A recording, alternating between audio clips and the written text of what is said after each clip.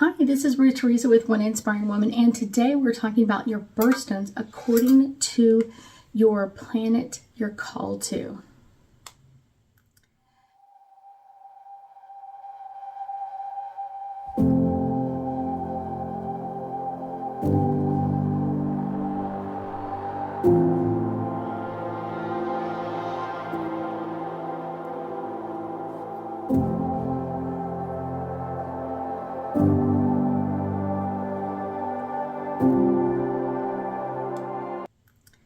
That's right. Today we're kind of talking a little bit differently about our birthstones. And I've already done one kind of based on like your zodiac sign and that sort of thing. And I think those are really positive and great ones. But sometimes it's not necessarily our zodiac sign that we're really connecting to. Sometimes it's planetary. So that's kind of one of those interesting ones. So we're going to do some angel cards and add some of them. I'm going to read what I found online and then kind of add my own 2 cents worth with the angel cards. So let's talk about, kind of if you're really connected to the sun. Now, I will say I am definitely a sun baby, and whenever the sun is out, I love just kind of like soaking up the rays of the sun and the energy of that. So kind of let's talk about some of the things that we can do to kind of better connect to the sun. So I will say kind of one of the first stones that comes up is kind of like that ruby, the garnet, rhododite. All of those are really deeply red, red tourmaline as well. Rose quartz can also be there. I would also say like a regular quartz, a clear crystal quartz would be one that would also kind of really help you kind of connect into that energy as well. But this is the one that I pull out of the cards, and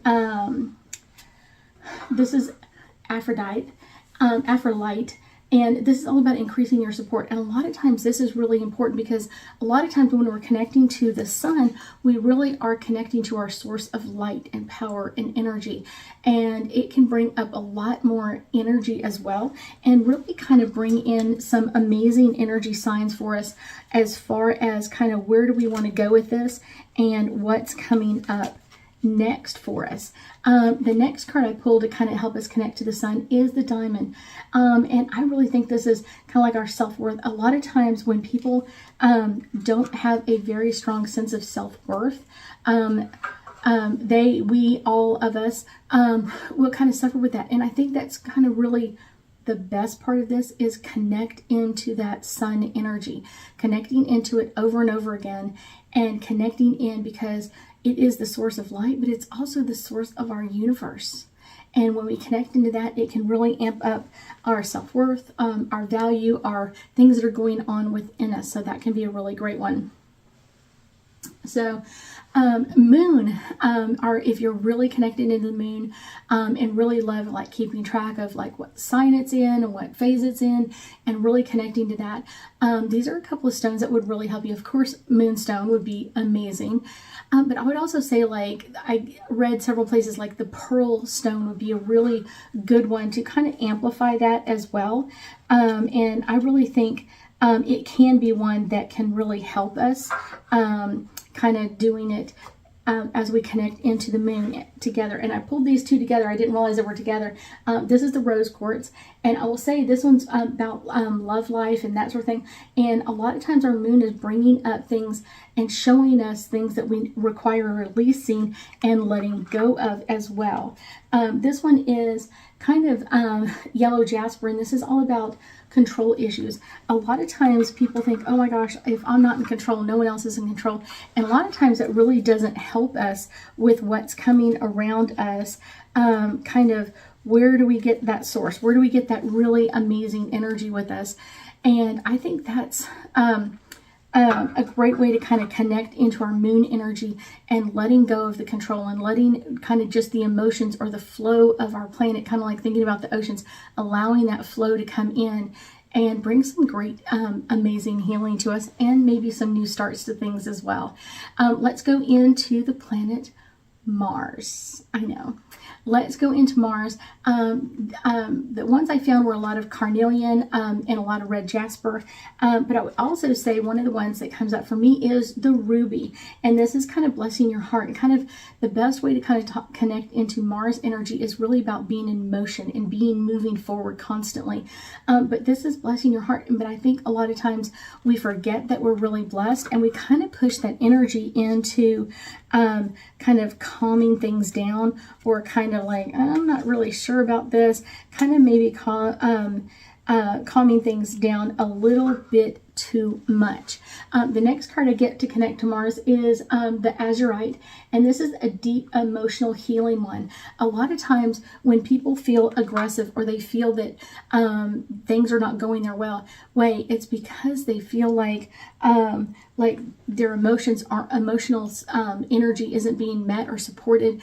And so it's kind of like, instead of moving forward with great energy and calmness and that sort of thing, it's kind of like, so bringing this one in, the Azurite, can be a very one that's kind of bringing that emotional healing to all of us and moving forward as well.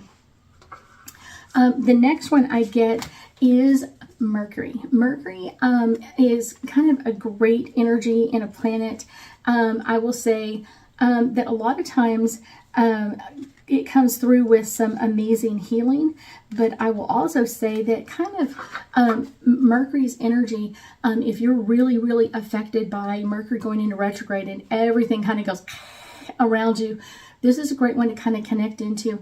And wearing stones that connect you to Mercury can help you kind of calm in. A lot of people are like, no, I don't want to connect to it. It's a great way to connect to it, and it's a great way to kind of make that transition between you and the planet energy much easier as well.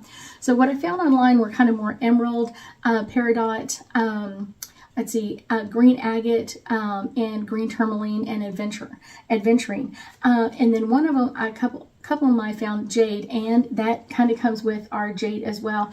And kind of bringing that up, jade can bring in like wellness and love, but it can also do that because you're clearing your throat, just like it was kind of clearing that energy out and kind of making way for what's coming in new and different for you. I think that can be a great one for most people to try to connect into Mercury's energy. The next card I get is garnet, and this one is really about purification and detoxification. If you have been holding in your communication, and that's all about Mercury's kind of like, we want to communicate better and kind of clearing things out, this is a great way to do it. Garnet is a great way to do that with the purification and detoxification. Can be a really great one to kind of bring in some new energy for you, and kind of bring in a new way of thinking, or kind of voicing things out, because a lot of times it's like, okay, what I've done in the past hasn't worked, so let's not do that one again. The next one I get for Mercury is this is titanium rainbow quartz, and it's multifaceted. And I will say that's kind of looking at things from different perspectives. A lot of times when we're working with Mercury, we're kind of like, we're just on this direct path. Yet there are pathways that we can kind of get to the same place. It may take a little bit longer, may take a little bit shorter. It may take some more time, but this can be a great one for us to really connect into. Let's go into Jupiter. Jupiter can be a really great influencer for a lot of people, and a lot of ones that I will say kind of bringing in some much needed like rest and kind of good luck coming in. Most of the ones I found online were all talking about like yellow sapphire, yellow topaz, yellow zircon, yellow tourmaline, and citrine. And so I think those are kind of really kind of like some interesting ones. But what I came up with is Lorimar. Lorimar is all about our sensitive emotions and kind of bringing that forward.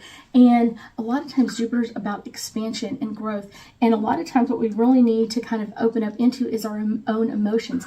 Allowing our emotions to flow with ease can really bring in some amazing energy for us. I also get Moldavite, and I know for a while people were going insane over Moldavite. It can really come in. It does have a lot of good luck, but will also kind of move negative energy out from you as well. And this is all about kind of bringing in things from different avenues, kind of different ways, because if you are supposed to be really blessed by Jupiter, can't anything do but kind of like bring that in as well. And I'm trying to find another one. I just know there is another card in here for this one, kind of just opening up to that energy of good luck. This is the card that's going forward.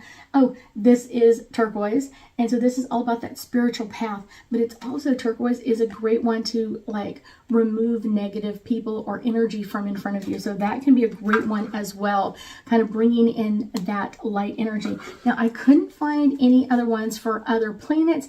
So I'm just going to pull some random cards and kind of tell you what planet I think these would also help with. So this one is coming through, and I'm already getting the planet Saturn. So I'm like, okay, interesting. This is Doldovite, and this is stay strong in your faith. And that Saturn is all about our structure and our infrastructure, and knowing that our path is secure and knowing our pathway is clear and open can be really, really a great one as well. This one I get with Pluto.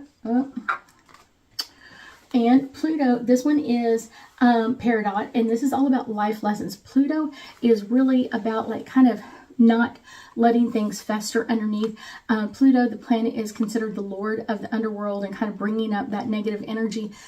So a lot of people are like, oh no. But what I get is a lot of times it's bringing up life lessons as well. Things that we can't always learn. Like if we just like buried something and it never came up or anything else, we told that little white lie and it never came up again.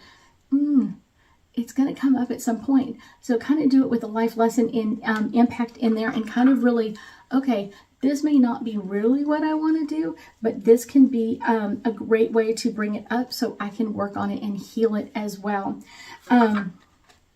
The next planet I get is Venus, and the card I get is Sugar Light, and this is all about our divine, our own divine personal power. And so that's kind of that Venus energy of like loving ourselves, loving other people, but then also loving our path as well. And what is our purpose?